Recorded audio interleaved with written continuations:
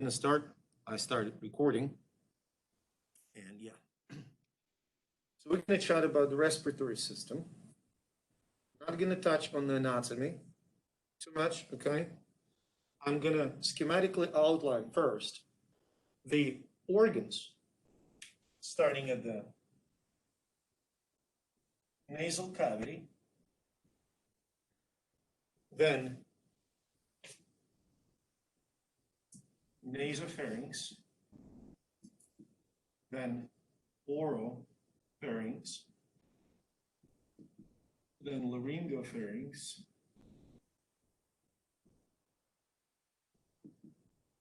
then larynx, then trachea, then bronchi. I'm going to take a pause here.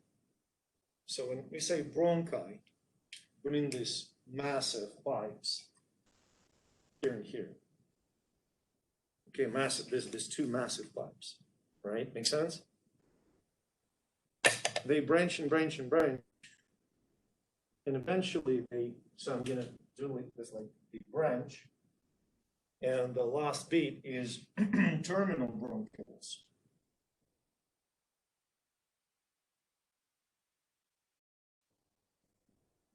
And then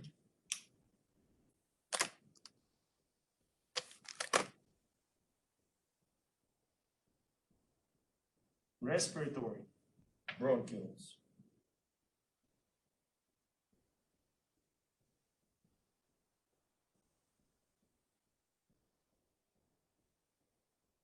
Alveolar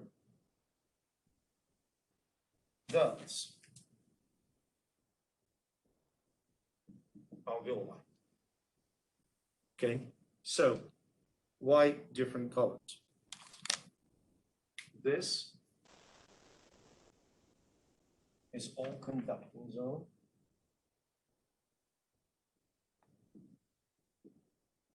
Which carries air to the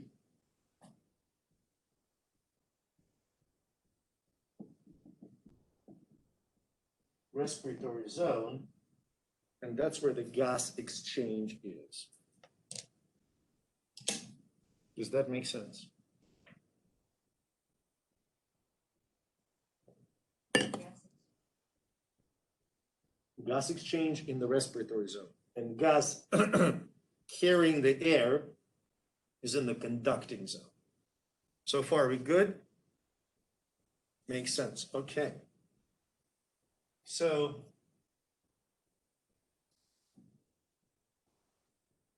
sort of things that you should know. Nasal cavity moistens the air, humidifies the air, reclaims the moistened heat when we exhale. But remember, in none of these structures, there is a gas exchange. When we talk about gas exchange, we're talking either about the exchange between the lungs and the blood or blood and tissue. Am I clear? Now, a few more details. Nasopharynx. So these two are pseudostratified columnar KPT.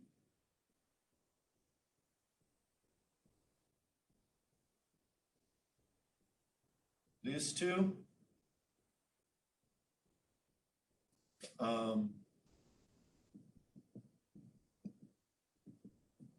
stratified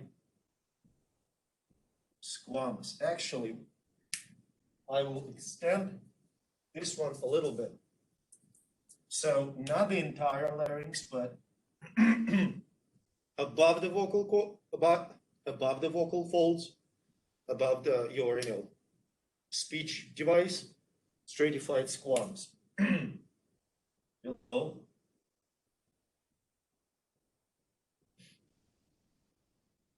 Pseudostratified columnar. Does that make sense?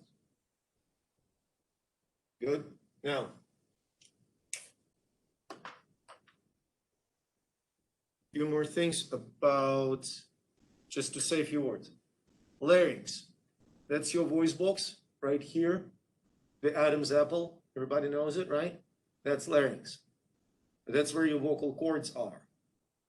And they determine how high your voice is. It is determined by the tension of your vocal cord, vocal folds. Does that make sense? And my voice is lower than yours because in males, testosterone kind of roughens up and makes the vocal cords just thicker and harder to change the tension on. We good? Now, trachea, the windpipe. Cartilaginous rings connected in the back with a muscle called trachealis. So trachea does not have that layer of standard, layer of smooth muscle that we often see in other respiratory structures, in other hollow organs. Does that make sense? So when trachealis contracts, we cough.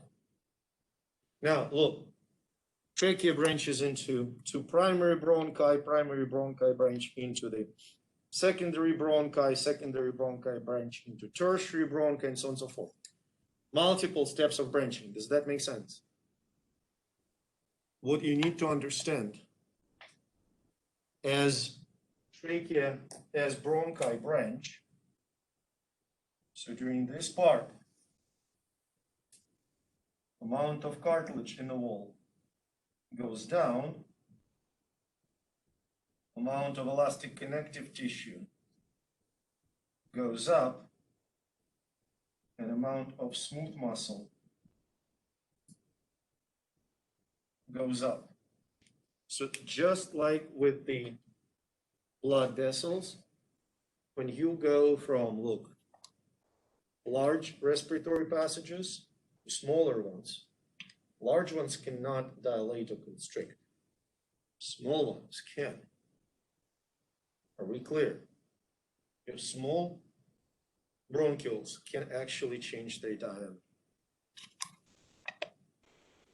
We good so far?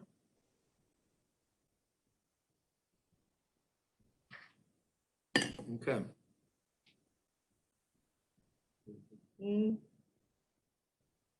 Right, that's, you can,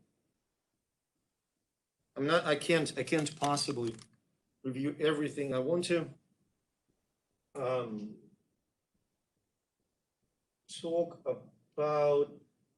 Let's talk about ventilation first. How about that? Okay. There are 4 stages, 4 respiratory processes.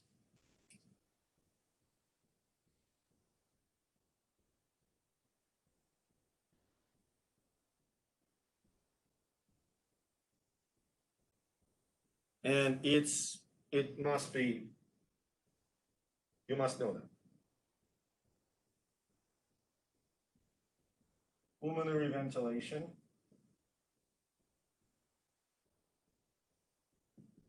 external respiration,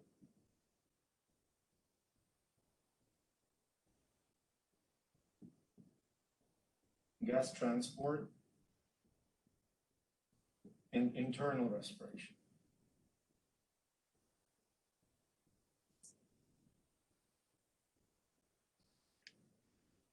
Now, let me explain what each of these processes mean. Pulmonary ventilation, getting the air in and out of your lungs, period. Am I clear? External respiration, gas exchange between the air in the lungs and your blood in the pulmonary capillaries, period. The most frequent mistake is that external respiration is mixed up with the pulmonary ventilation. You see the difference? External respiration is the gas exchange between the air in your lungs and blood in the pulmonary capillaries, blood in the pulmonary circuit. Does that make sense? Think of it this way. We have air, 3 steps, or 4 steps. You need to get air. Let's use oxygen as an example. You need to get oxygen in the lungs.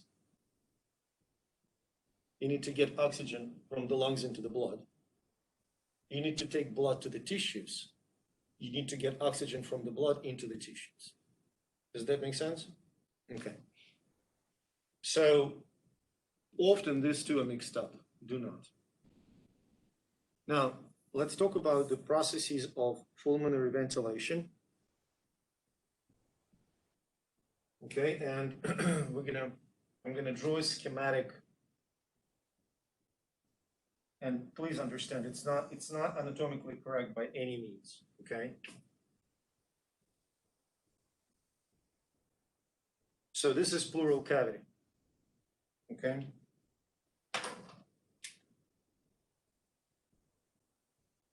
This is lung, bronchus. Okay. Okay, we're good. Now, yes, we have two lungs, left and right. Left lung is slightly smaller because there's heart.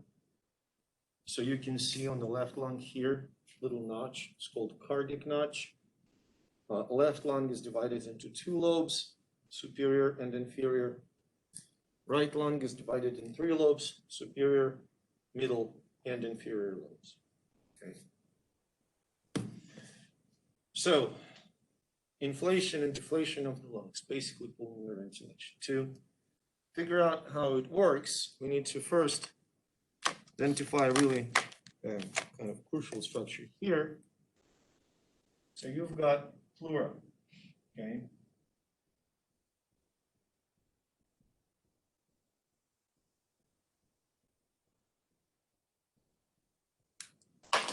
I'll explain what it is.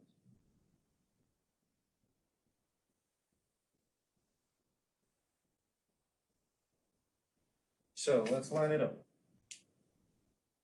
Brown is the pleural cavity, or thoracic cavity. Green is parietal pleura. Pink is visceral pleura.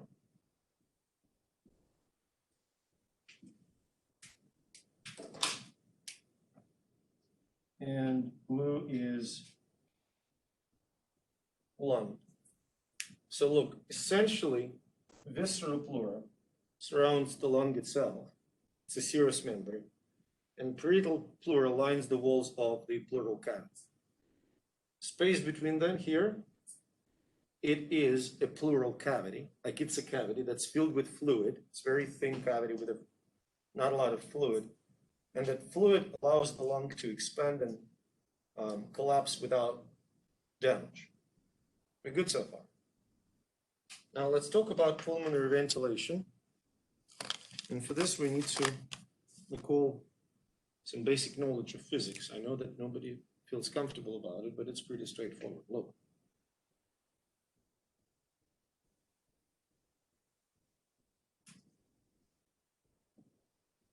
So gas movement, it's always from the high pressure to the low pressure.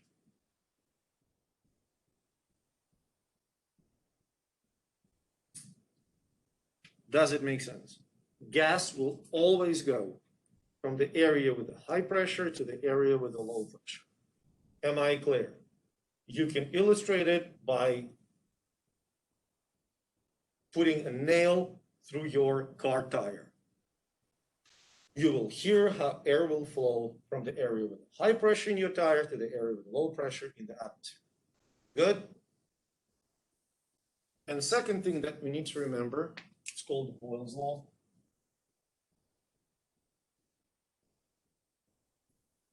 Is that in the closed system, the product, so pressure and the volume, they are inversely correlated. Now, what does that mean? Look at me. Imagine I have a ball of that size with a certain pressure in it, and you'll see it. There's some pressure inside of it. Imagine that I somehow managed to increase the size of the ball. What happens to the pressure? It goes down, of course. Think of it this way. I have a ball this size. It has some pressure. Does that make sense? And I start squeezing it. What happens to the pressure inside of it? Goes up, increases, right? So what basically Boyle's law is saying is that if you increase the volume, pressure will go down. If you decrease the volume, pressure will go up. We're good? Okay. Before we move any further, we need to define some of the pressures on this picture. So there's going to be a pressure inside of the lung. Look, it's called intrapulmonary pressure. Does that make sense? There is a pressure inside of the pleural cavity, which is called intrapleural pressure, BIP. And then there is, so let's put it right here. Inside the lung, intrapulmonary pressure. Inside the pleural cavity.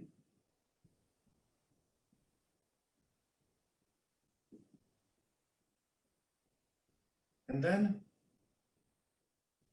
transpulmonary pressure, TP, which is intrapleural minus intrapulmonary. Those are definitions. Am I clear? They are definitions. It's not like something that you deduce. Those are definitions. We can measure the pressure in the lungs and the pressure in the pleural cavity. Does that make sense? Now, listen very closely with a great deal of attention. Pressure in the lungs is higher than in the pleural cavity. So what's going to be transpulmonary pressure, positive or negative? If this is bigger than this, it's going to be what? Negative. Does that make sense? This is what keeps your lungs inflated. Transpulmonary pressure being negative keeps your lungs inflated. So far, are you with me? Awesome. I really love this story because it's so mechanical and it's so logical. You good? The last pressure that we need to introduce, which I don't think requires any explanation, is atmospheric pressure. Okay? Now let me ask you this. Realistically speaking, like right now in this room, can we change atmospheric pressure? Unless you have something hidden, I don't think so. Like it is what it is, right? The pressure in this room is what it is. Can we manipulate at least this one? Yeah. We can expand and collapse our chest. Does that make sense to you? Now, you see this one?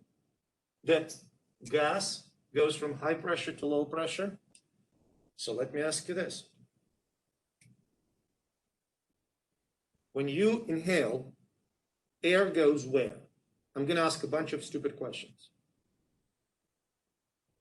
So again, in your lungs. So since air has to go in your lungs, when you inhale, which of these two pressures should be bigger?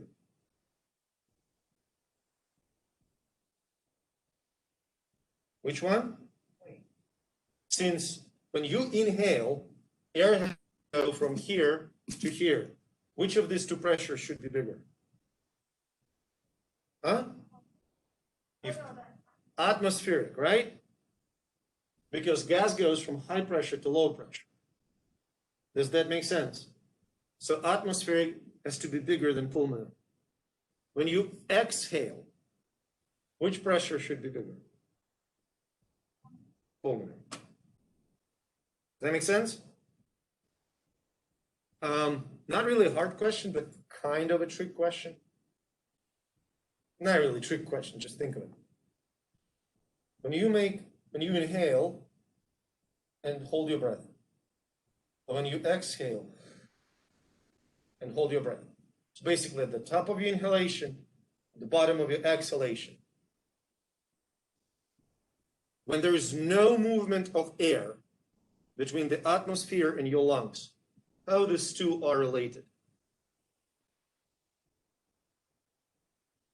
When there is no air movement in or out, bingo, they're the same, yes. Does this mechanic make sense? We're good? Okay.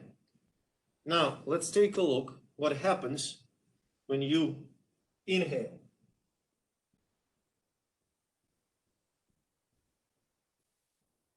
When you inhale, what happens to the volume of thoracic cavity?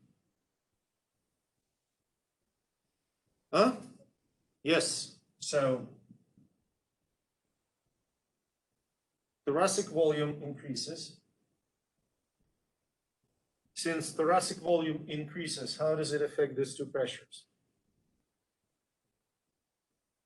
When volume goes up, the pressure goes down.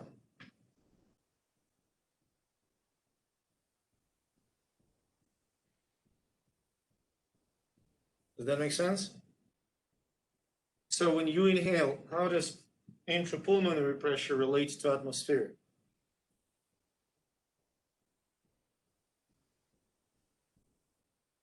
More or less. So intrapulmonary pressure is less than atmospheric pressure. And air goes into your lungs. Does that make sense?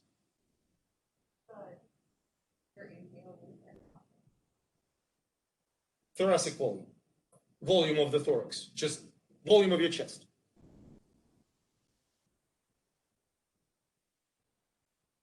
We're good? So when you exhale, what should I do?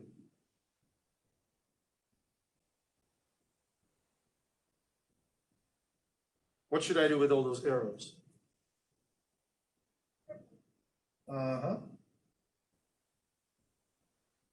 So pulmonary pressure increases, intrapleural pressure increases, intrapulmonary pressure becomes more than atmospheric. We're good so far? Okay.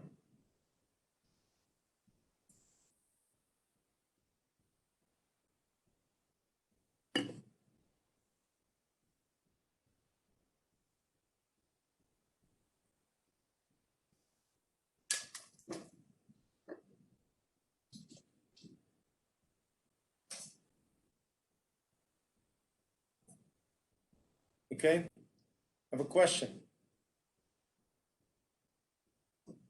This is your, whatever, bronchus, right? Imagine that your bronchi are obstructed with mucus, like really, really badly obstructed. So air doesn't get into the lungs, but there's still absorption of gases into the blood. So what I'm basically trying to tell you is that intrapulmonary pressure decreases. And intrapulmonary pressure at some point, in the case of this condition known as atelectasis, intrapulmonary pressure becomes equal to intrapleural. What's going to be transpulmonary pressure then? If these two are the same, transpulmonary is going to be 0. Transpulmonary pressure is the only thing that keeps your lungs expanded. If it's 0, they collapse. Does that make sense? You're probably not going to see it very often, but what you may see, especially if you work as a nurse, especially if you work in the ER, imagine that the thoracic cavity is pierced. Okay? That makes sense? Now, atmospheric pressure is it always is higher than intrapleural, always. So if you have a penetration of a thoracic cavity and atmospheric pressure is higher than intrapleural, where does air go? Into the pleural cavity. Eventually, the pressure in the pleural cavity will become the same as the atmospheric. Does that make sense?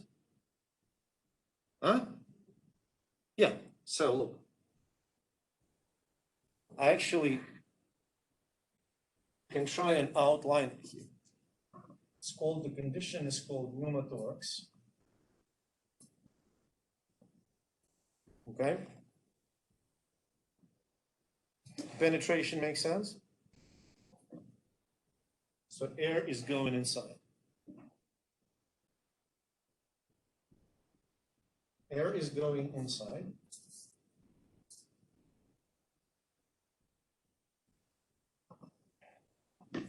Which makes intrapleural pressure equal atmospheric. That makes sense? And inevitably, at some point in your respiratory activity, your intrapulmonary pressure will be lower than atmospheric. Does that make sense? Now, if your intrapulmonary pressure is lower than atmospheric and your pleural cavity also has atmospheric pressure, then the pressure here on the side of the lung will be more than inside. What's going to happen to the lung? It will collapse. Does that make sense?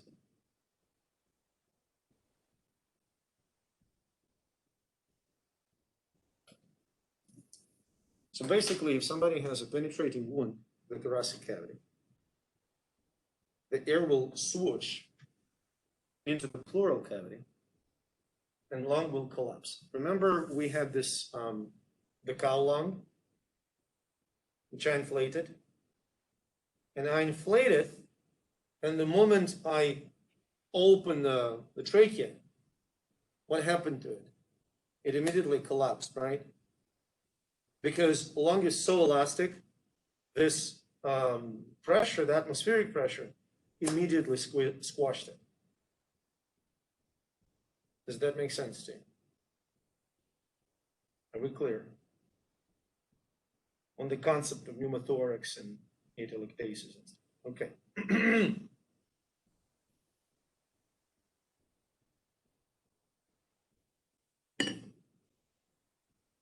Yes.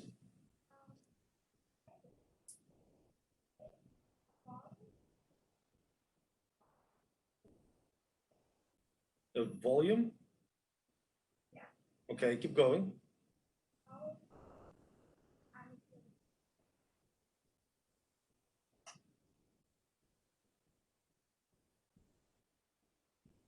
I'm not sure that I understood the question. I will try to answer what I think I understood. Are you referring to Boyle's law? Both, I think I got it. 1 and 2, these numbers refer to two different conditions for the same closed system. So it's not this is lung, this is atmosphere. It's this is lung when you inhale, and this is lung when you exhale. Does that make sense? Did I resolve? Good. So we're good on this? I'm just trying to process okay, so what I want to do now, I want to explain the structure of the alveolus and list 3 conditions that are responsible for controlling your pulmonary ventilation. And then we're going to do a little bit about perfusion, ventilation coupling, and move on to gas transport. Okay? Good. I know what are the critical parts to cover. So we will do the respiratory system in its entirety today. Because, look, anatomy, you can do it on your own. Seriously, folks. If you need to take a picture, take it now because I'm going to kill some of it. If not, I'm moving on. No? Okay, good. I also think it's not necessary because it's recorded and it's going to be posted tonight. All right. So, structure of the alveolus. Alveolus is like a grape, okay? And they are organized into bunches, which are called alveolar sacs, but that's beyond the point. So this is your alveolus.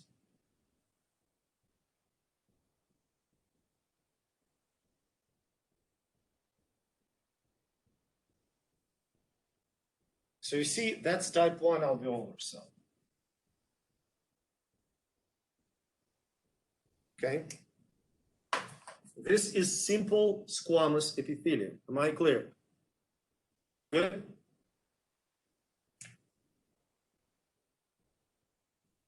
Now those are type 2 alveolar cells, which are more cuboidal. Okay?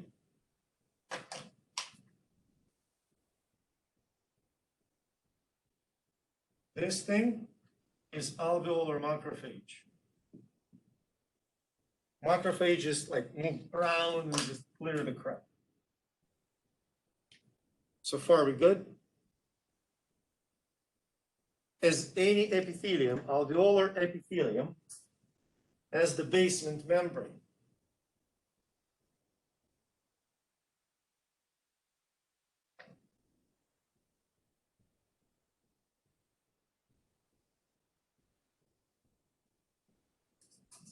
Okay? And on the other side of the basement membrane is the blood vessel.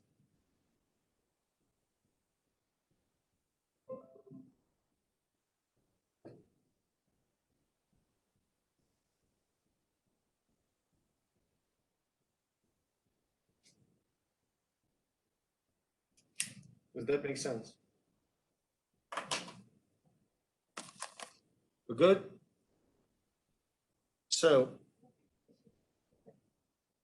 it's kind of cuboidal, simple cuboidal cells. Now, two things. First,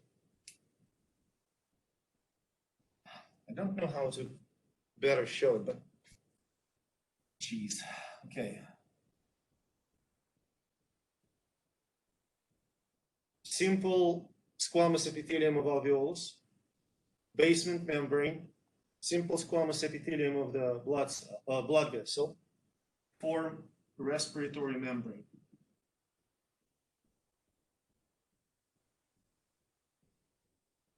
Does that make sense?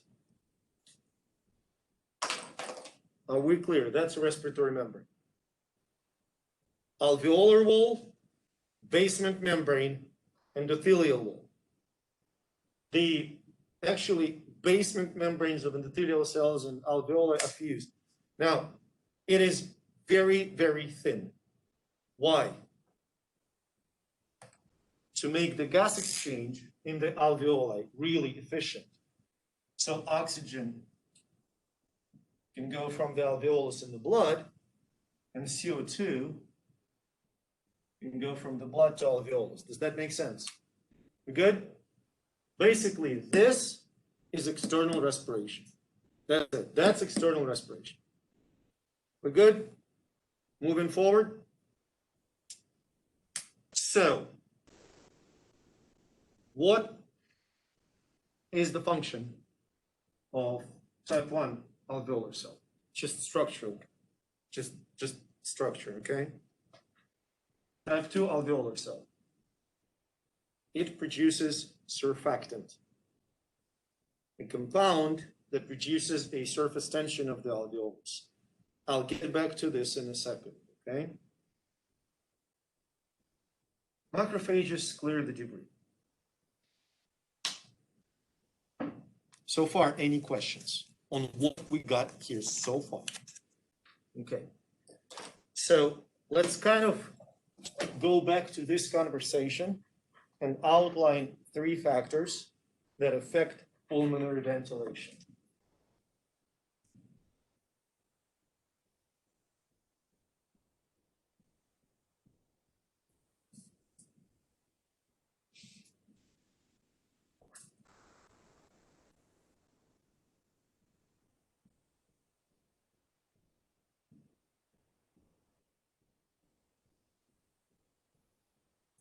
Respiratory passages. We are all healthy adults, more or less, but right.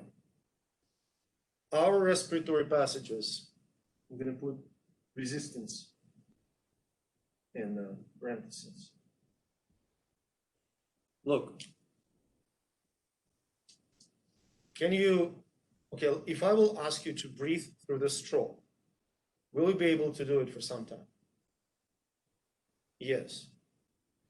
If you're snorkeling, can you breathe through that tube? Yes.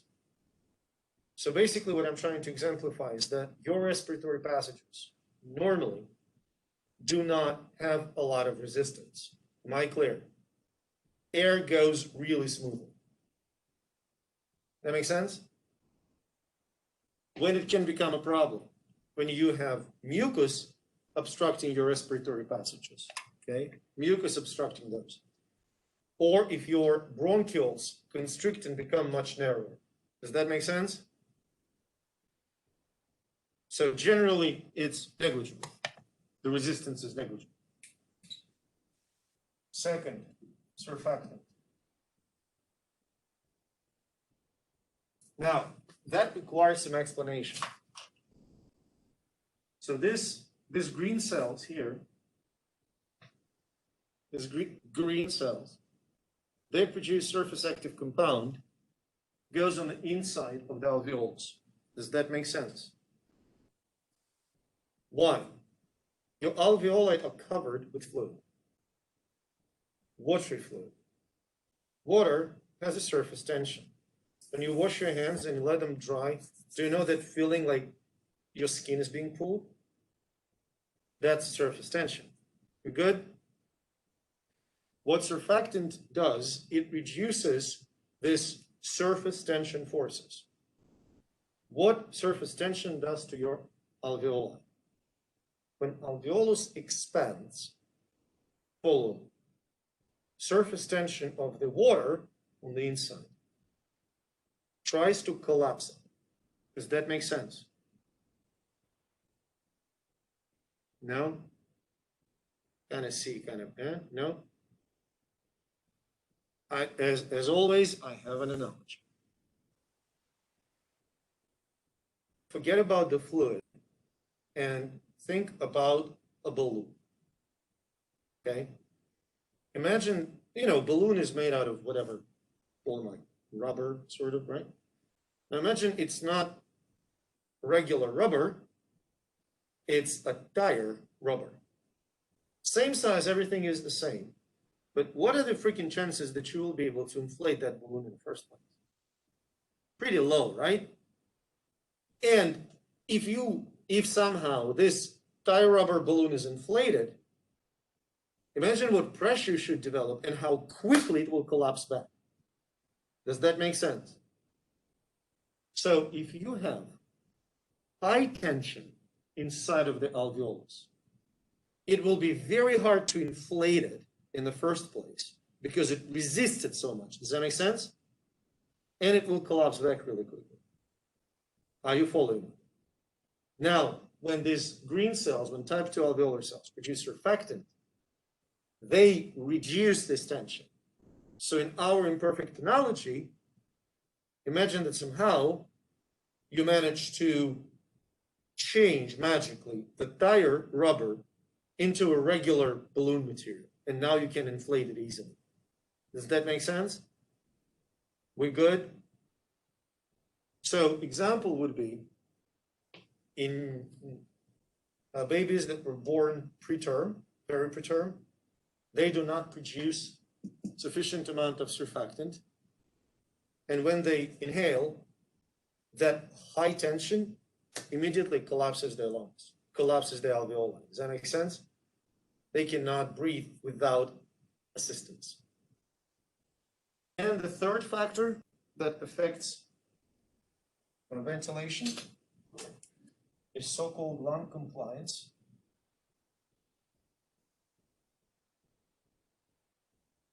I'm going to put, it's very vague explanation, fibrosis. Let me explain. Your lungs are elastic connective tissue, a lot of it. That makes sense. It's stretchable. If the lung material itself, imagine that lung is a bag, okay, like balloon, okay? If it gets inflamed and then inflammation results in the formation of just connective tissue, your lungs lose their elasticity. So imagine that in your balloon, there are rubber patches, like tire rubber patches. It becomes harder and harder to inflate. Does that make sense? So we say that lungs with a low compliance are hard to inflate, easy to deflate.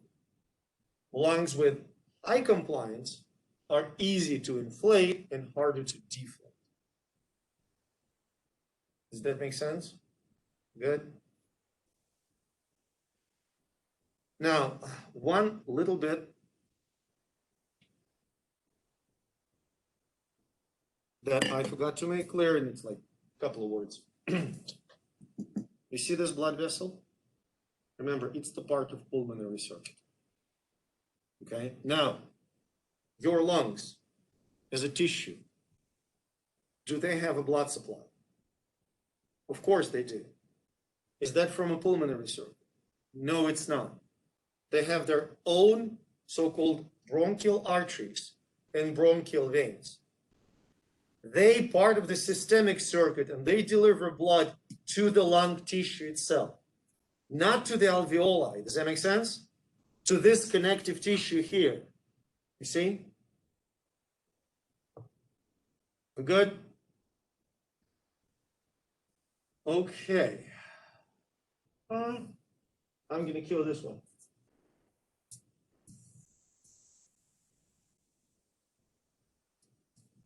You got factors? Yeah. So now we're going to talk about ventilation perfusion coupling, and I want to highlight that particularly for this unit, doing the brain dump, when you put all this stuff on the paper, is extremely useful, even more useful than for cardiovascular. It's all very, very mechanistical. Am I clear? Okay. Well, let's do it.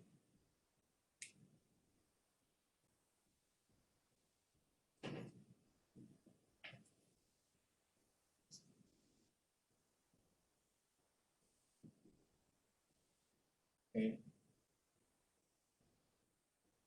Before we move on with this one, I want to ask you a pretty simple question. What is the function of a lung and more broadly of the alveolus in relation to oxygen? What does it have to do about oxygen? Yes, get oxygen from the alveolus into the blood. Make sense? What is the function of the alveolus? That's not as simple in relation to CO2. What do lungs do with CO2? It's one word answer. Huh? No. What we do with CO2 in the lungs? We exhale it. That's it. Does that make sense? So, if you have an alveolus with high oxygen,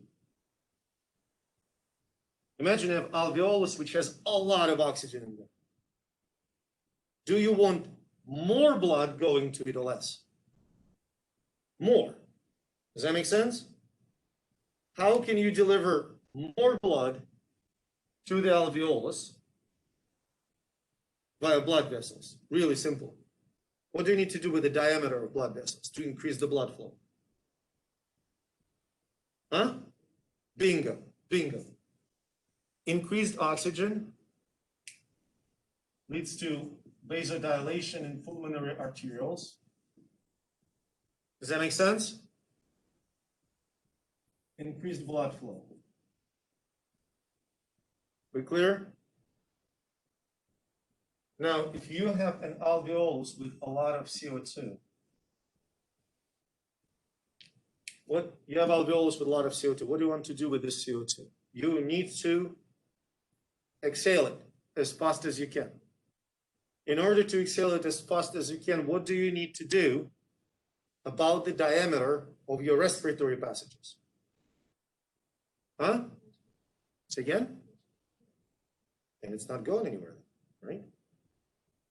If you restrict your not blood vessels, respiratory passages, then CO2 is not going anywhere. So what do you need to do with your bronchioles? You need to open them up, dilate them. Does that make sense?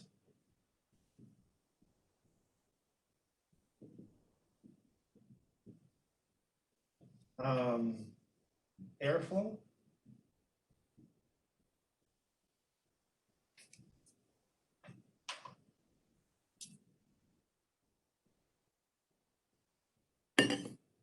That makes sense. Now, look, this is not a static process. Let me explain. Imagine you have an alveolus with a lot of oxygen. Vasodilation, elevated blood flow. When there is more blood flowing to that alveolus, blood is going to take all that oxygen. Does that make sense? And dump all the CO2, which leads to increased CO2, which leads to bronchodilation. That makes sense? Which leads to increased airflow. CO2 gets expelled and oxygen gets in. I mean, it's not a permanent always and always more dilation, but it explains you how perfusion of different arterioles change. Does that make sense? Are we clear? Okay. Last bit on the ventilation are the respiratory volumes. And it's one of my favorites because it's really, really simple. So this is your lung. Okay?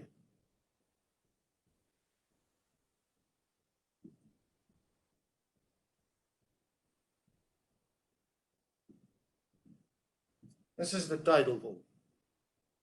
That's the volume of air that you breathe in and out, normally breathing, right now. Okay? Does that make sense? That's your tidal.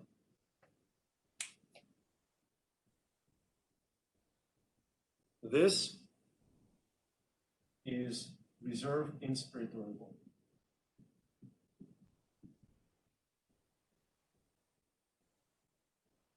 Okay? So you inhale, you do the normal breathing in, and then you inhale on top of it to the max. Does that make sense? Okay? This is the reserve expiratory.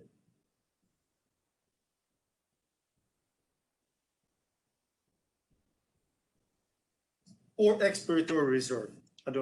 Order is not, doesn't matter here. Does that make sense? So you exhale, and then exhale whatever you can, like downwards. Good? And that is residual volume.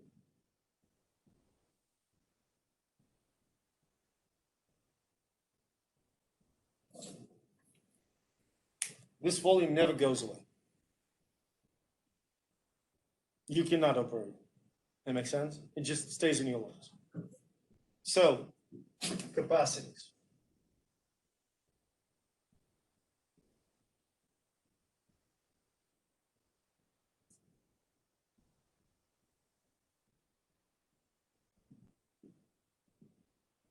Total lung capacity.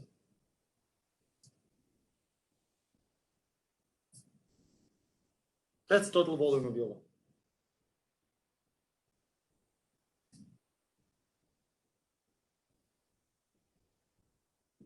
Vital.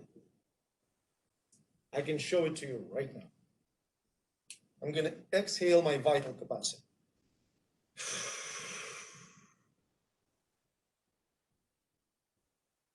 From the top to the bottom. That makes sense? That's how much air you can operate.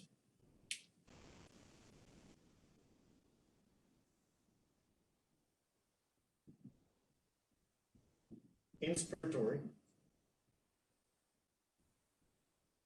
capacity.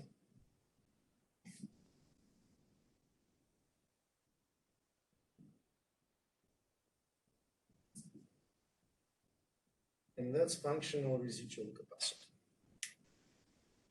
So hypothetically, if you stop breathing, okay, this is how much air your lungs can hold.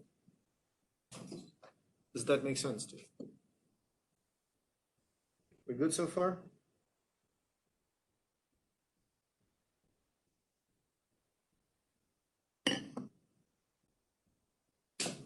I want to make a little case here. So I'm going to quickly break down lung diseases.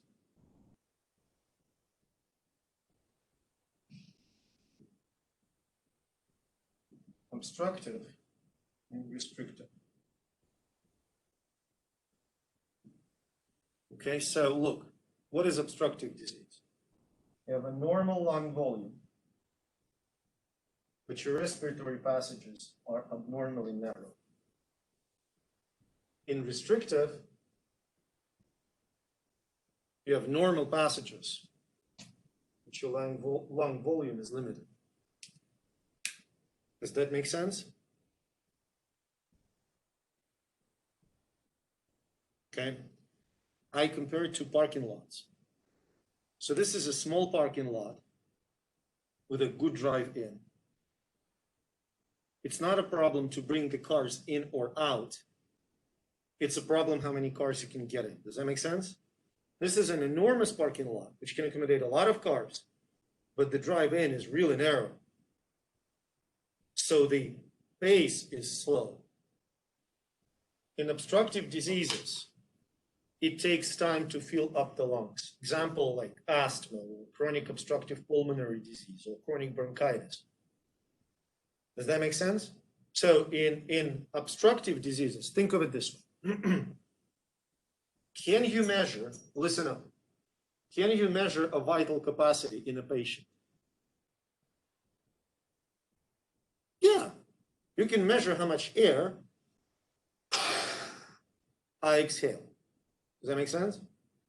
So if I have restrictive lung disease and my lung volume is lower than normal, how is it going to affect my vital capacity?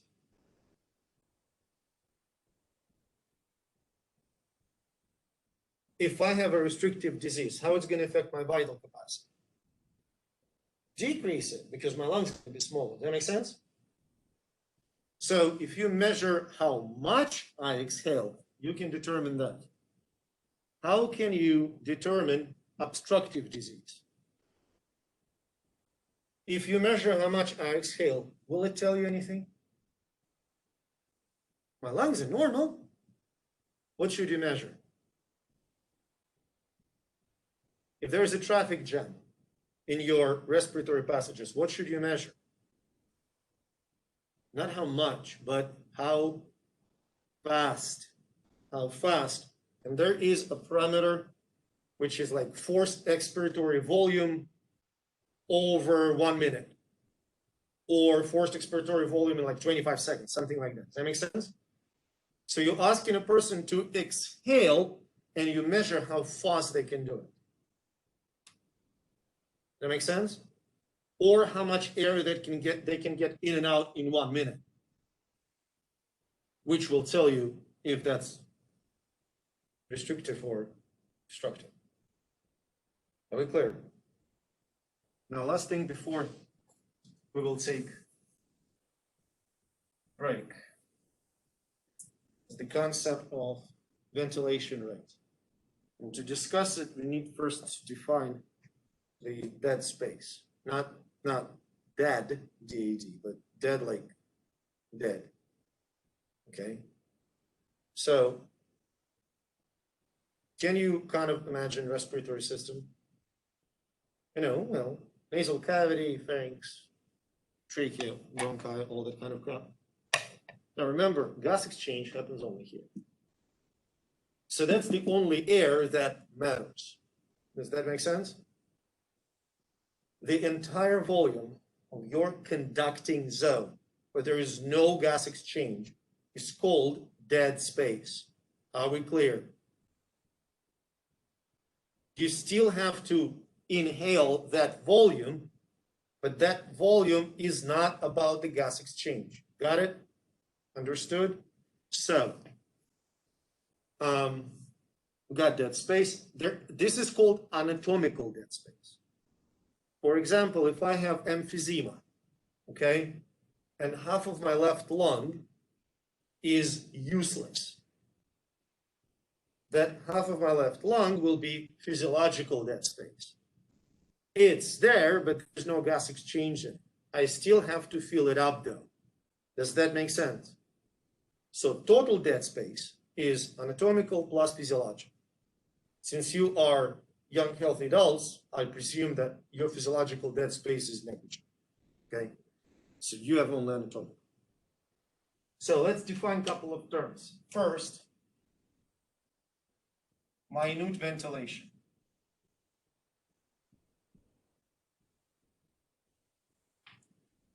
Very simple.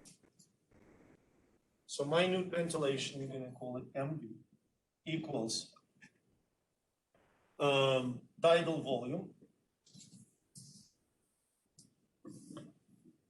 multiplied by the breathing rate.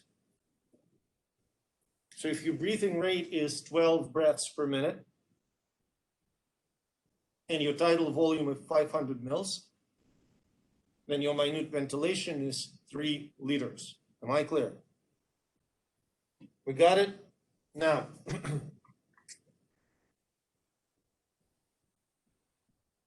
alveolar ventilation rate.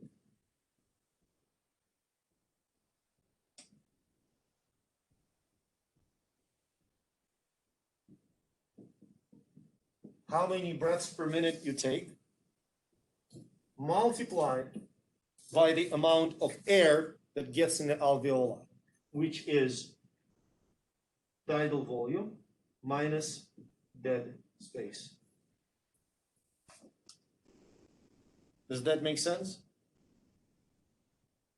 Yeah, so alveolar ventilation rate equals breathing rate multiplied by the difference between tidal volume and the dead space. So you take, look, you take your tidal volume and you subtract the air that stays in your conducting zone. Does that make sense? That's the amount of air that actually gets in the alveoli. We clear? Good? Okay. We're going to take the break. We're going to come back and talk about really, really quickly about the gas exchange, okay, external, internal respiration, but we're mostly going to focus on the gas transport today.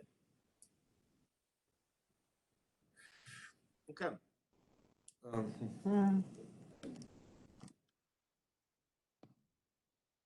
Yeah, okay, that'll work.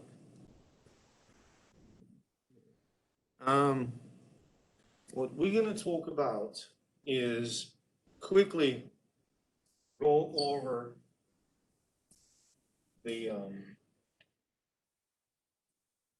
gas exchange, and then we're going to talk about gas transport, because surprisingly, transport is kind of a bigger part, okay, than exchange itself. So gas exchange is super simple. So in the process of external respiration, oxygen from alveoli to blood and CO2 from blood to alveoli. Does that make sense? Now, if you look in the lecture notes, it shows the partial pressures of the oxygen, of the CO2. I don't really care. Am I clear? Like, you don't need to memorize those numbers.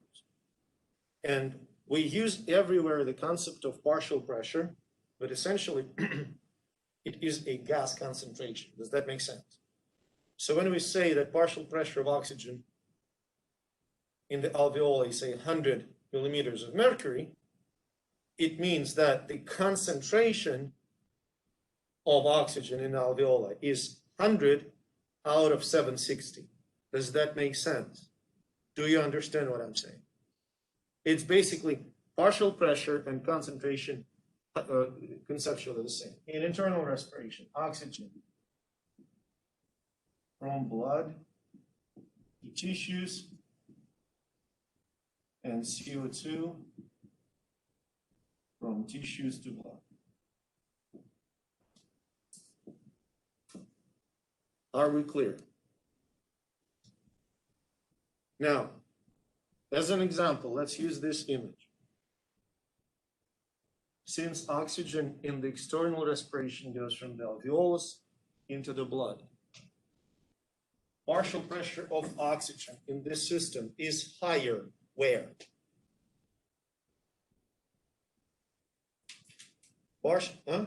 In the alveoli, right?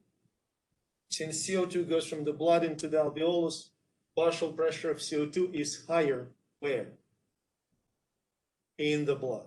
Does that make sense? Same, you can say for internal respiration. If O2 goes from the blood to tissues, partial pressure of oxygen in the systemic circuit is higher in the blood. Does that make sense? And for CO2, it's higher in the tissues, in the systemic capillaries. Good? Okay, let's do gas transport. So that is something a little bit harder. We're going to start with oxygen transport.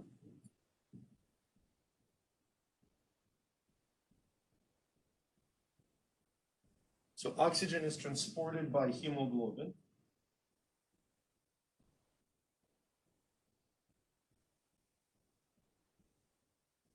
Which consists of 2 alpha and 2 beta subunits.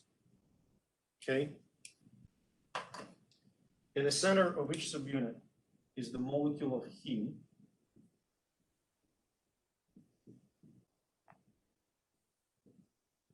So strictly speaking, the brown part is the globin molecule. And inside of the molecule of heme is atom of iron.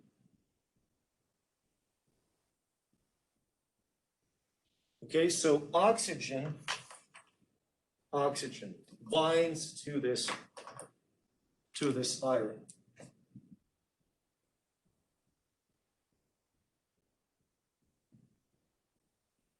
Does that make sense? Good. How many oxygens can one hemoglobin bind? 4. Now, the concept of oxygen saturation. If all 4 are bound, hemoglobin is 100% saturated. Are you following me? 3 out of 4, 75. 2 out of 4, 50, and so on and so forth. Now, have you heard about pulse oximeter, the device that measures your oxygen saturation in the blood? It can give you numbers like 97%. How can it happen? It means that the majority of hemoglobin molecules in your blood are 100% saturated. But some are 75, some are 25, some are 50. Does that make sense? That's your saturation. We good so far? Okay, moving forward.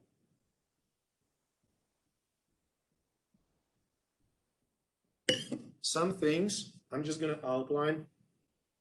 So I use the term cooperative binding. What does that mean? It means that each next oxygen molecule binds easier. Does that make sense? So first one gets hard, but it helps second one to bind. And when we have 2 bound, third one is easy. And the fourth one is very easy. Does that make sense? Same is true for dissociation. First one dissociates kind of harder and then easier and easier. Okay, but cooperative binding specifically refers to the fact that each subsequent oxygen molecule binds easier. Does that make sense? Now, another thing, we can write down the reaction of hemoglobin saturation like this. Look. Hemoglobin plus oxygen, a complex of hemoglobin and oxygen. Does that make sense? So this is deoxyhemoglobin. This is oxyhemoglobin. Oxyhemoglobin, where is it formed? So basically this process, where does it happen? This process. In which part of the body? This. Where is oxyhemoglobin formed? Where does it accept oxygens? In organ. Where does hemoglobin accept oxygen? In the lungs, yeah. So that is what happens in the lungs. Where does hemoglobin unload oxygen? Tissues, that's it. Does that make sense? So basically, you can find oxyhemoglobin en route from lungs to tissues and deoxyhemoglobin en route from tissues to the lungs. Does that make sense to you? You good? Okay. Now, one of the hardest concepts that we need to review, it's called hemoglobin dissociation curve. And I will try to make it not so much pretty, but kind of reasonable.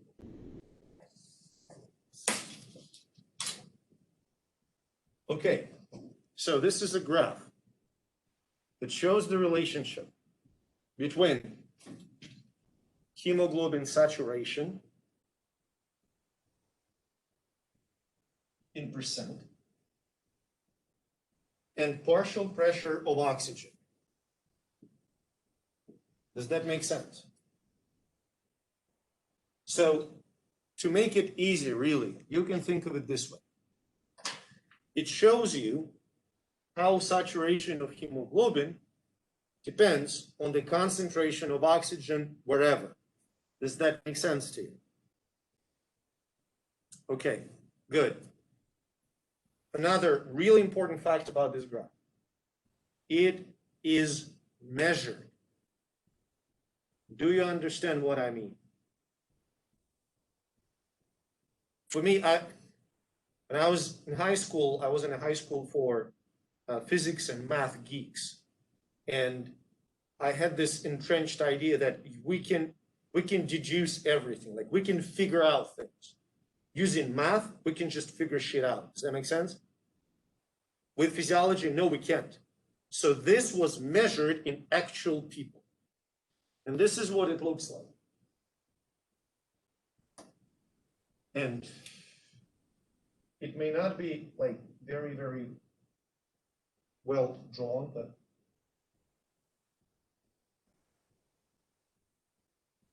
so this is what this curve looks like.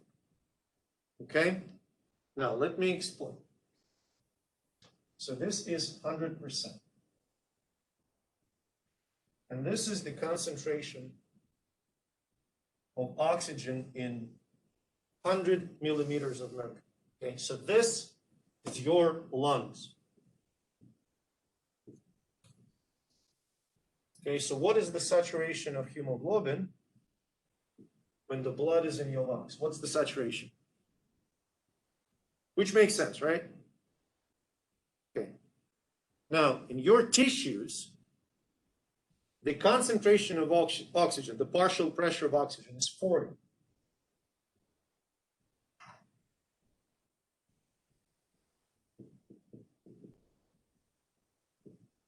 It makes sense? It's not up to scale, remember. Okay?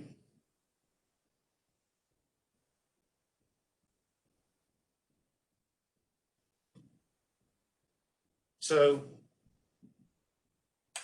in tissues, the saturation of hemoglobin is 75%. Okay, now really simple question. It's fundamental and simple question. So if your hemoglobin was loaded at 100% in the lungs, and in tissues, it's loaded only 75%. This 25%, where do they go? Remember, this is blood. This is blood. So this is the blood. This is the blood in the pulmonary capillaries, right?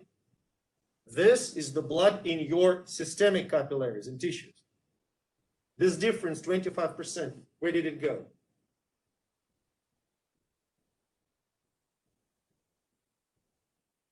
This quarter of all oxygen, where did it go? Told you, it's a simple question, but it's so fundamental, you don't overthink. So oxygen gets loaded on hemoglobin in the lungs. Does that make sense? Once your blood, I'm going to give you a little hint. Once your blood, living tissues, it has only 75% of oxygen. This 25%, where did they go? Bingo. So this is unloaded oxygen. This is the oxygen that went into tissue. Does that make sense? Who thinks it is odd? Anyone thinks that this picture is odd? No, I think it is odd. Like, it is true. It is just odd. Imagine this. Imagine that you order mulch from a local garden store, okay? Imagine. And they drive a truck to your house, unload a quarter of all that they have in the truck, and drive back to the store for the new load. Does that make sense? This is what happens. 3/4 of oxygen that is bound to your hemoglobin are not getting unloaded. Does that make sense? Excellent. Thank you very much for this question. Why? Why would you think? Well, good. Let's have a conversation. Tell me, can you think of any reason why you should have 75% of oxygen bound to your red blood cells at any given moment at rest?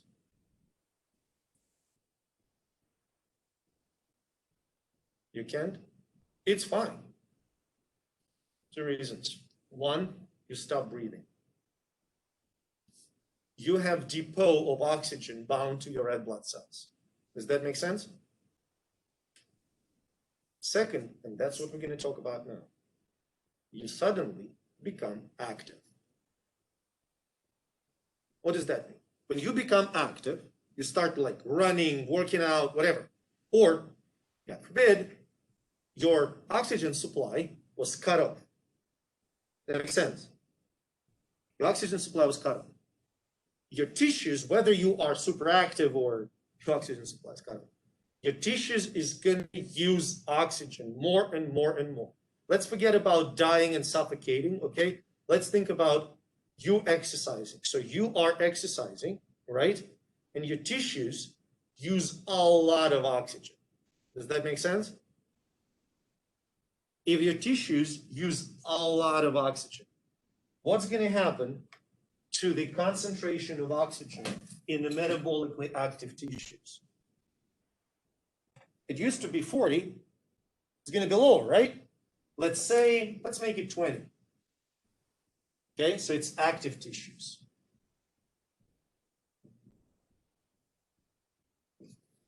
Now let's take a look. What is the concentration? What is the saturation of summary here, right? That makes sense? Now, this is why I said my picture is not really good, but I think it drives the point home that in metabolically active tissues, This is how much you're going to unload.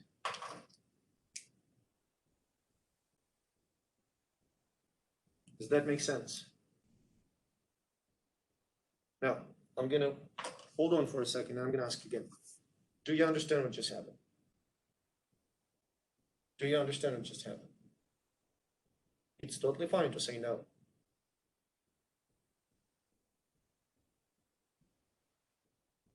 No?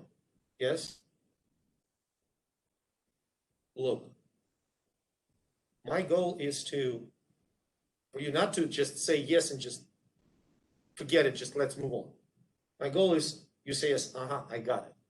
So let me use sort of our mulch analogy, okay? So imagine that your mulch truck, fully loaded, comes to your house, which is tissues. Your mulch truck looks at your garden beds and sees that all you need is 25.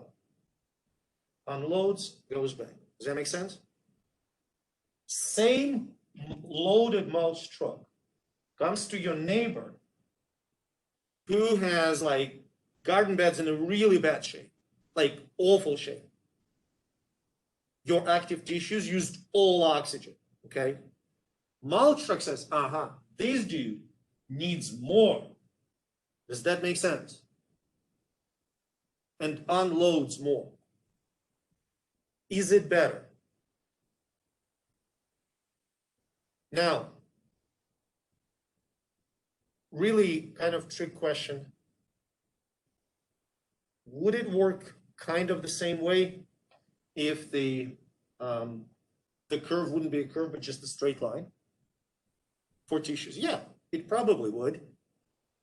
Does that make sense? The lower the concentration of oxygen in tissues, the lower the partial pressure in tissues, the more oxygen is going to get unloaded. Does that make sense?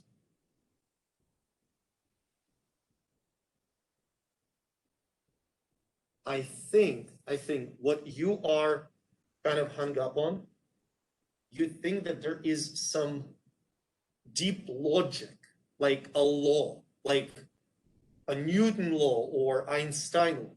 There's none. This is what happens in a human. Does that make sense? Like this is us. This is how we work. It's like trying to explain why we have only 2 arms. Because we have 2 arms. That's kind of it, you know? So again, this is your lungs. Your oxygen is 100% saturated. Does that make sense? We can actually, not oxygen, your hemoglobin is 100% saturated. When your blood gets to a regular tissue, like right now, it will get to my muscles. I'm not really active now. Does that make sense? So the partial pressure of oxygen in my muscles now is 40. So only 1 oxygen out of 4 will get into my muscles. Is that clear? Let's say I'm going to run really fast for a mile. Okay? So my tissues are at 20. They really, they use oxygen like crazy. Does that make sense? Now, here's the thing. Can I get any more on my hemoglobin? Can I get any more oxygen in the lungs on my hemoglobin? How? It's already at 100%. Does that make sense? It's already at 100%. So the only thing I can do is to dump more. Does that make sense? So I will dump more in the tissues. I will unload more in the tissues. And that explains why we need to carry this 75%. In case we become really, really active, we have the reserve of oxygen bound to red blood cells, bound to hemoglobin. Does that make sense? Better? Now,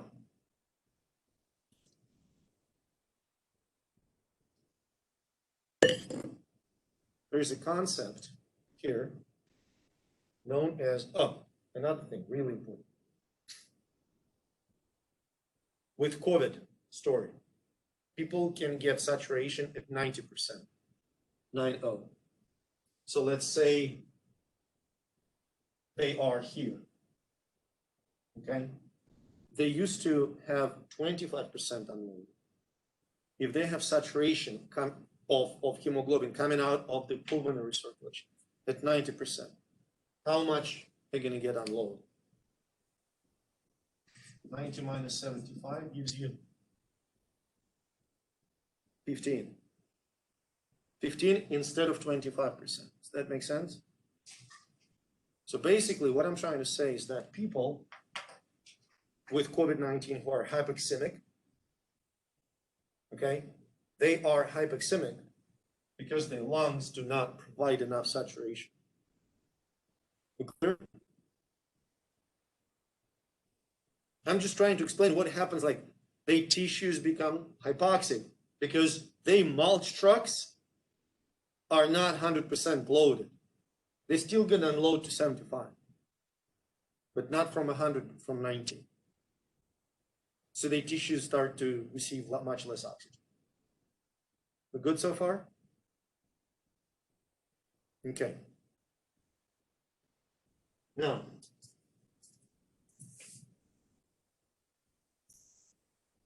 we're going to discuss one more concept regarding this, which is called Bohr effect, B-O-H-R. And this is an idea that this hemoglobin dissociation curve will change its position depending on the amount of carbon dioxide or temperature in the tissues. It will shift. So I'm going to use temperature as an example. So if temperature goes up, hemoglobin dissociation curve will shift to the right. Does that make sense? Let me explain why. So at 40 millimeters of mercury, the unloading will be this big.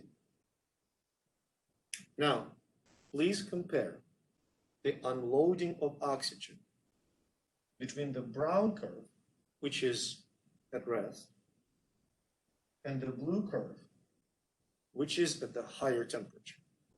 In which case, unloading is bigger, brown or blue?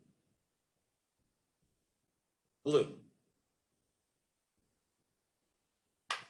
So what does that mean for us now? We can say that increased temperature increases the unloading of oxygen from hemoglobin. Does it make sense? Again, look, this is a measurable parameter. I think, Katie, what you're trying to do, you're trying to find some deep logic behind it. There is some, but don't look for it just yet. Let me rephrase it. If you would build a hemoglobin dissociation curve for the conditions with temperature higher than 37, you will see the curve shifting to the right. Does it sound better? You're just going to see it. Why it makes sense. Now, you're an athlete, right? You're an athlete. When you work out, what happens to your body temperature? It increases. When you work out, your muscles, do they need more oxygen? So when your body temperature increases, the unloading of oxygen from hemoglobin also increases. Does that make sense? Which delivers more oxygen to your tissues. Does that make sense? When your tissues work hard, what happens to the amount of CO2 that they produce? It increases. So it turns out when CO2 increases, unloading also increases. Does that make sense? When the amount of CO2 in your tissues increases, and when you start to ferment carbs instead of burning. What happens to the pH? Does it become more acidic or less acidic?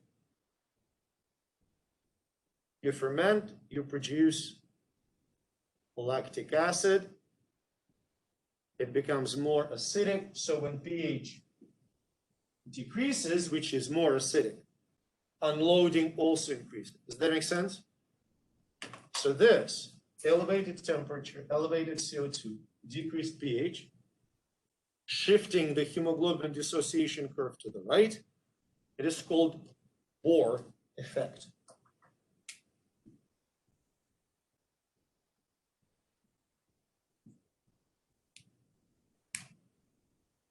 That makes sense? Good? Is that clear? Okay. Anyone ever went to places with a significant elevation? I'm talking 9,000 feet. Utah, Colorado? No? Okay, so here's the thing. Imagine that you go to Colorado, Aspen. It's pretty high up, okay? So as you go up, the concentration of CO2 in the air goes down. We clear? So the concentration of CO2, not CO2, sorry, oxygen. Concentration of oxygen goes down. So as amount of oxygen, percentage of oxygen in the air becomes lower, look, it goes from 100 to say 95. Now, if I go to 95 here, does it change the saturation by much? No. And that is our adaptation to altitude. Does it make sense? When you go in the mountains, the saturation of hemoglobin in your blood does not really change. You see what I'm saying? You have to go really up to feel it. Make sense? So even if percentage of oxygen decreases by like 5, you're still all right. You're still pretty well saturated. That makes sense. Now, there are situations when you can have hypoxemia. Hypoxemia can be of different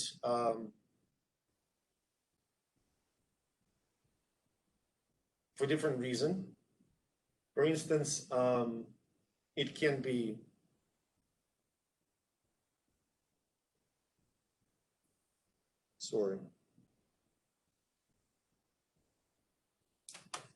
So what I'm trying to say is I talk about hypoxia and insufficient oxygen in the tissues, and there are reasons for it, like toxicity. You know, you take something that prevents oxygen from being used in the red blood cell, like cyanide, or you can be suffocated. That's hypoxic situation when oxygen just doesn't get into the blood.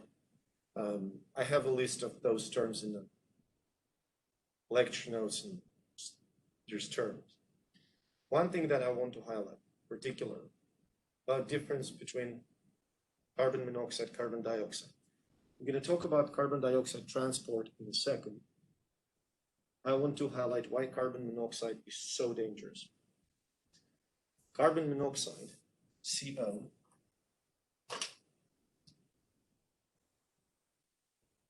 can bind to iron instead of oxygen. Does that make sense?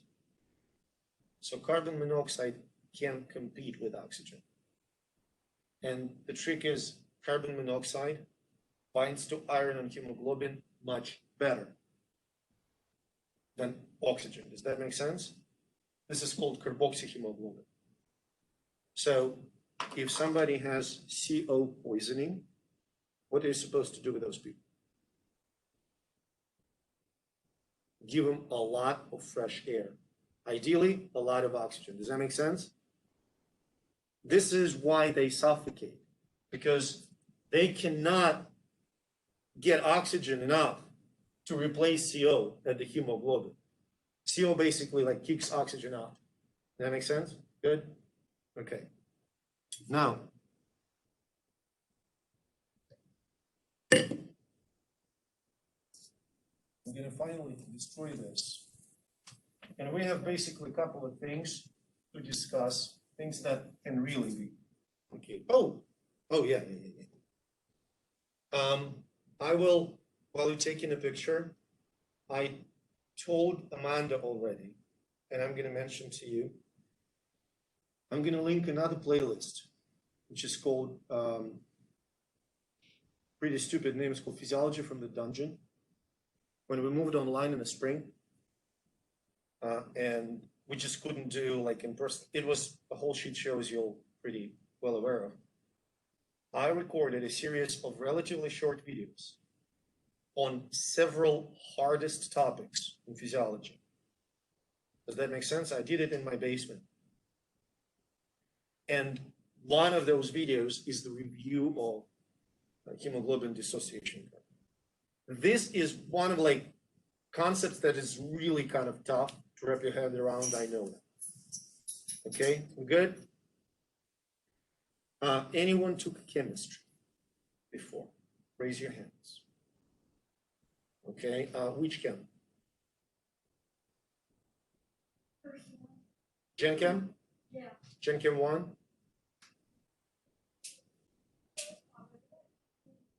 Okay, so it's probably some kind of general chemistry. Okay, so you will find it, I'm not trying to kind of diminish your experiences, but in this case, this is why I think chem should go before bio. You really should take chem before you're taking bio. Otherwise, a lot of concepts, they still understandable, they just a bit harder. So, how do we transport CO2?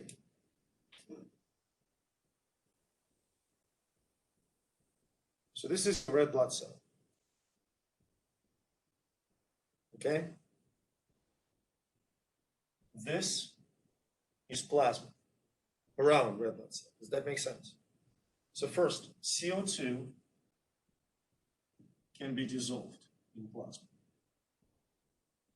As simple as that, nothing much to talk about. Does that make sense? Second, plasma to a large extent consists of water. We good? I'm going to write down the reaction and you will tell me if it looks familiar.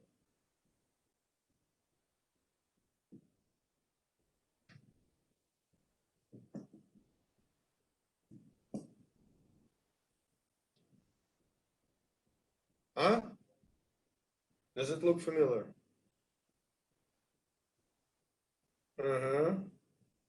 Production of pancreatic juice, production of gastric juice. Make sense? So carbon dioxide can interact with water in plasma, producing carbonic acid, which dissociates into bicarbonate and hydrogen ions. That makes sense? Now, I'm always debating whether or not I should talk about it. I probably should.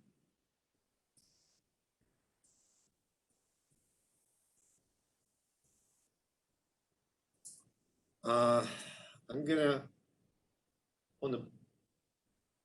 in the back of the envelope style, introduce a concept of chemical equilibrium. Imagine you have a reaction, which is A plus B, C plus D. Does that make sense? A plus B interact, forming C plus D. At some point, the concentrations of C plus D, C and D, become so high that they start to interact, running the reverse reaction. Is that clear? Now, the reaction is in the equilibrium. How can you shift the equilibrium to one side? So, for instance, you can start to increase the concentrations of A and B. Does that make sense? Since reaction tries to create this balance, the more A and B will inevitably shift the reaction to the right, making more C and D. Does it make sense? Another option is you take either C or D or both and take them out of the reaction, out of that quote unquote reaction vessel. Does that make sense? For instance, C falls as a precipitate, or it gets out in the form of a gas. Does that make sense? Basically, if one of these components escapes, the balance shifts to the right. Does it make sense? At this level, we good? So in this reaction, we have to shift equilibrium to the right to bind, to collect more CO2. Does that make sense?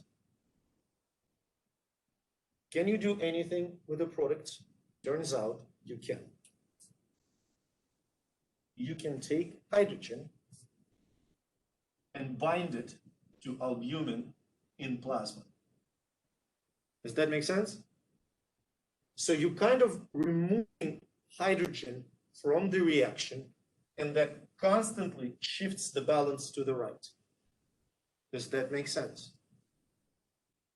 Now let's take a look what happens in your red blood cell. I'm going to make it a little larger because I need more space. So CO2 interacts with water, same way, producing bicarbonate. Now, bicarbonate, this reaction in red blood cells is much faster than in plasma. There is an enzyme for it, okay? Then it dissociates into, well, carbonic acid dissociates into bicarbonate and hydrogen. Now I'm going to ask you $1 million question. If we want to shift the equilibrium to the right,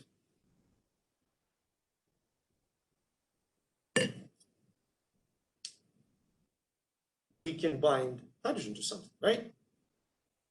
If we can.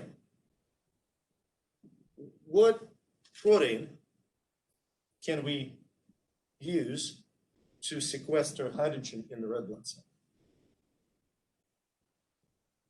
What's the most abundant protein in red blood cells? Just talked about it. Your red blood cells, what are they filled with? Huh?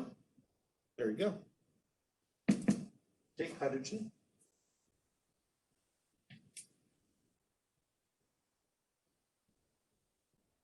Bind it to hemoglobin. That makes sense? Now I'm going to slightly correct myself here to make it even more obvious. This process of, it's really fun to build this picture from like a puzzle. This process of CO2 getting in the blood, where does it happen? In the tissues. So we're talking about systemic capillaries, right? So if CO2 jumps in the blood, in the tissues, oxygen, what does it have to do? In the same location. Where does it go? From the blood to the tissues, right? So this red blood cell carries oxyhemoglobin, right? So hydrogen will interact with oxyhemoglobin, and what it result with dissociation of oxygen.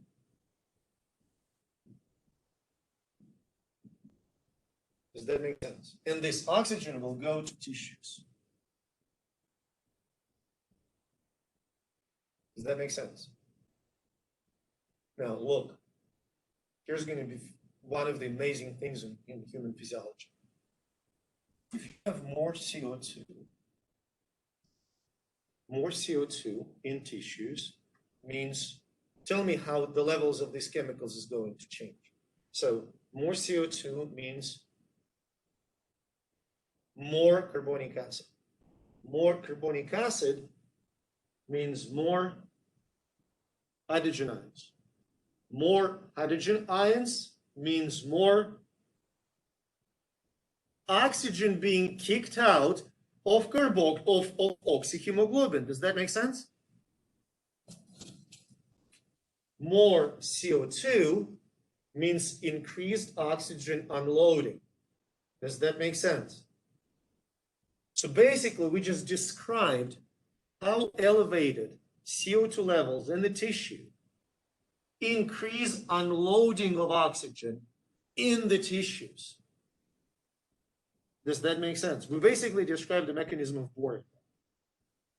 Are we good about it? Okay. So this happens in the tissues. What happens in the lungs? Flip the arrows.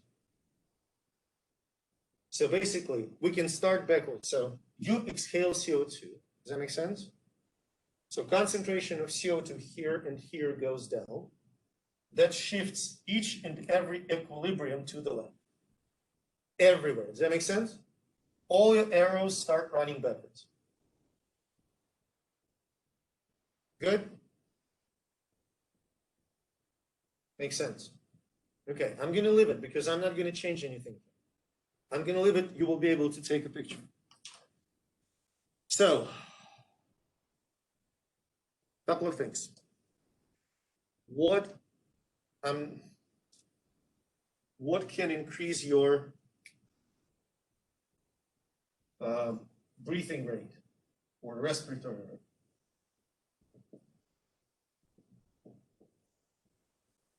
Rate and depth.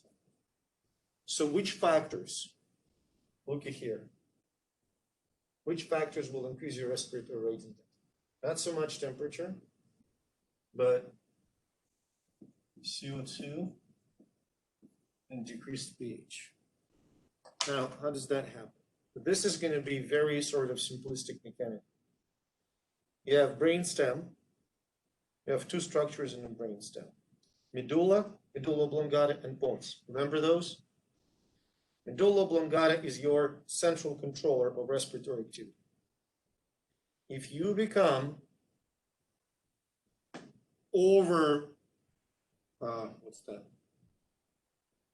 hypercapnic, it's called hypercapnia, okay?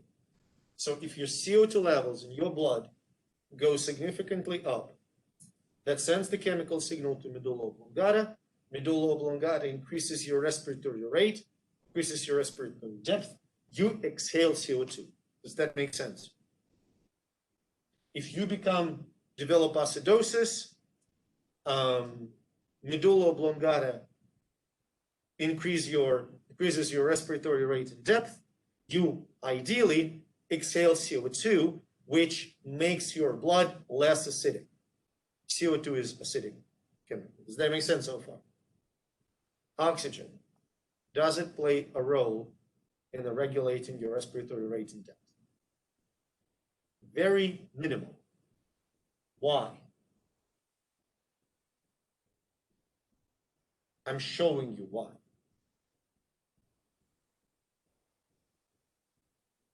You have plenty of oxygen bound to your red blood cells virtually all the time. Does that make sense? You understand? Like you have that depot, you're fine. You don't, oxygen, I mean, we're going to do this. Much more important than low oxygen levels. Does that make sense? So your primary factors are elevated CO2, decreased pH. Decreased oxygenation is not really as important. Am I clear in this case? Now, a couple of sort of practical conversations. First, anyone likes swimming, especially like diving, just for fun? Not like fancy diving, just going underwater, looking at the life underwater with no, like just holding your breath. You know how people, they take many deep breaths before? Makes no sense. Because when you are here, you're saturated. Like before diving, you're saturated. Does that make sense? That's it. You cannot get anywhere above 100%. So that's it. Does that make sense? Now, so basically what I do personally, I take a couple just to kind of stretch the lungs. But there's no point in doing multiple ones. Okay? What happens to if you swim underwater for a long period of time, your CO2 really goes up. Okay? And when you get out, what do? You breathe really hard and deep, right? CO2 works in your medulla. That makes sense. I'm trying to think of holding your breath. You can try. So can you suffocate yourself, basically? Can you hold your breath so you'll die? No. The reason for it is really interesting. So you can consciously stop breathing, right? But at some point, when concentration of carbon dioxide in your blood goes above a certain threshold, it initiates an autonomic reflex, and you're gonna inhale. Does that make sense? That's it. You're just gonna inhale. And yeah, if you are here, like sitting in the classroom, you're gonna inhale, you're gonna be fine. If you are underwater, you're gonna inhale and you're gonna drown. That makes sense? There was even a hypothesis that hyperventilating before going underwater is not, like, it can help because it can move that threshold farther. Does that make sense? So it will kind of delay that need to inhale, need to take some oxygen in, but there's some evidence that it is actually bad, and people lose the sense when they really need to get out of the water and inhale, and they can drown actually by consciously swimming. Okay. Now the concept of exercise ventilation. I'm just touching on certain things. One of my favorite things. So you start to exercise vigorously. You run 100 meters. Okay, sprint. Your cells actively metabolize, right? When they actively metabolize, they produce a lot of CO2, right? They produce a lot of acid, and they use a lot of oxygen. Are you following me? Now, the key question is, when you are exercising like really, really hard, how does it change the concentration of CO2, the concentration of oxygen, and the pH in your blood?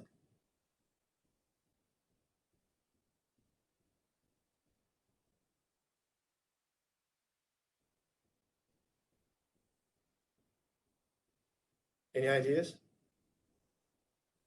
In your blood, not in the tissues, in the blood. How does it change, and does it change?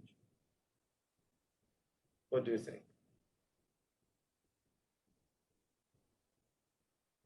No hypothesis?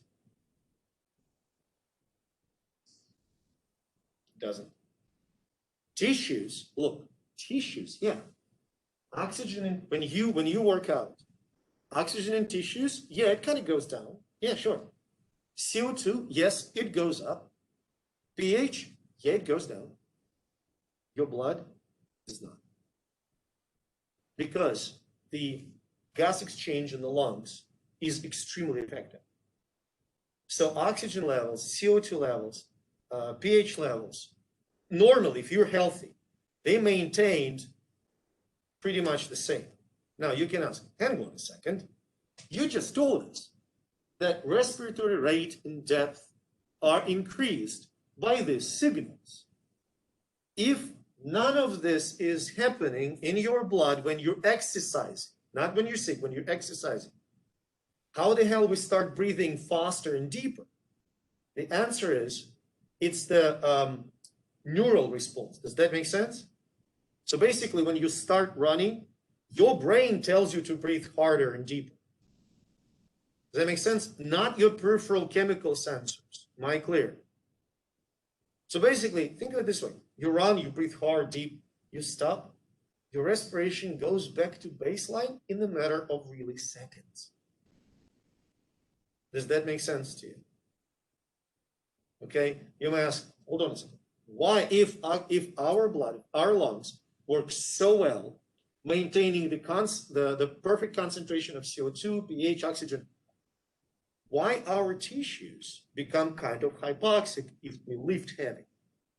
The answer is, when we lift heavy, our muscles contract and they smash blood vessels and they basically block the blood flow. Does that make sense? So it's never lungs. It's how well the perfusion works in the tissues. Does that make sense? Finally, the term hyperventilate.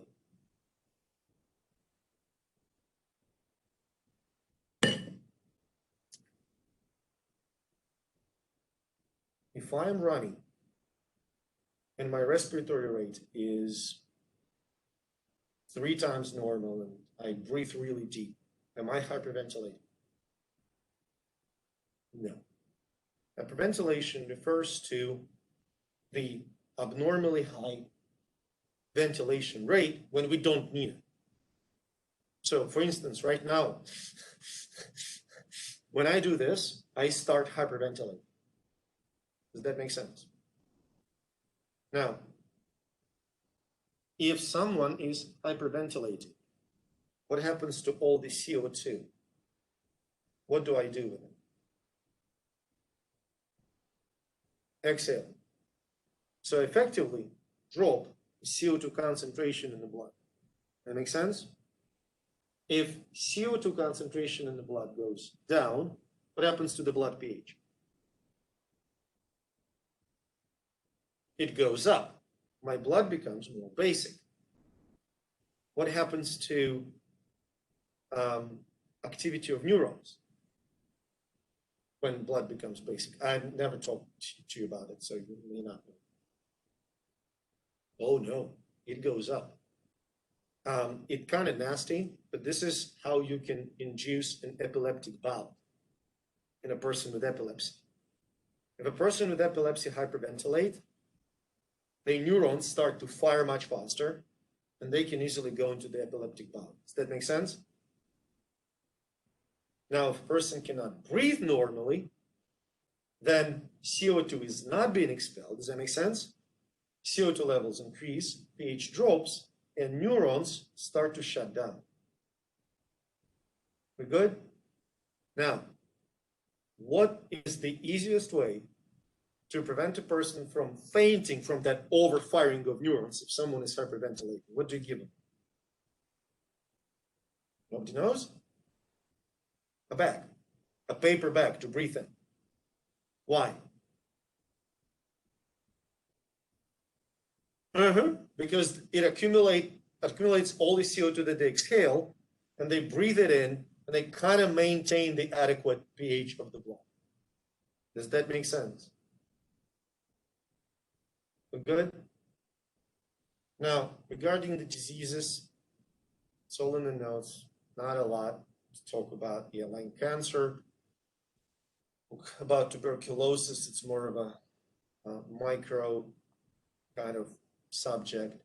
So basically, if you can distinguish between obstructive and restrictive diseases, so obstructive, remember that huge parking lot with a small drive-in, and restrictive is a small parking lot with a huge drive-in. So basically your COPD, garden variety COPD, asthma, chronic bronchitis, those are obstructive diseases, okay? Restrictive diseases can be pulmonary fibrosis, okay? When you cannot expand the blood, the lungs. Emphysema is considered to be both obstructive and restrictive, because it leads to destruction of alveoli, which reduces the effective lung volume. And accumulation, inability of respiratory passages to carry out breathing. Does that make sense? I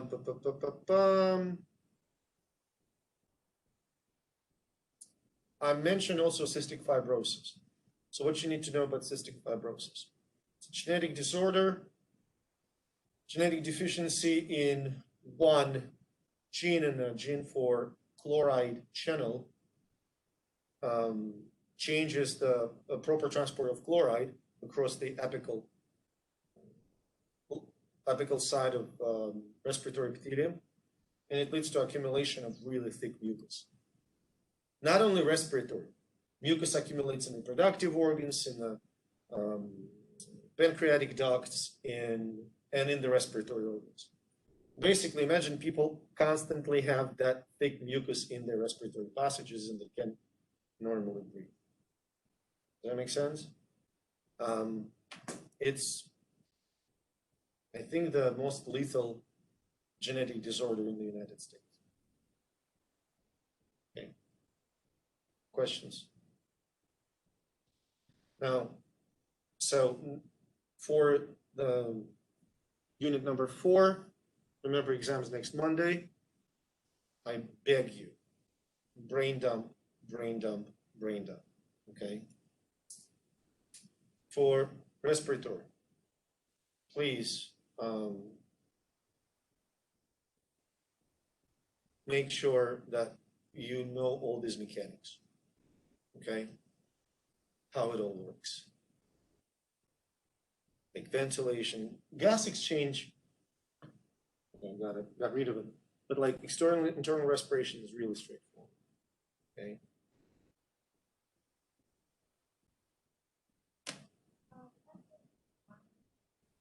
Monday next week, yes. Yeah, so again, let me pause it. Well, I actually recorded it if other folks didn't watch it.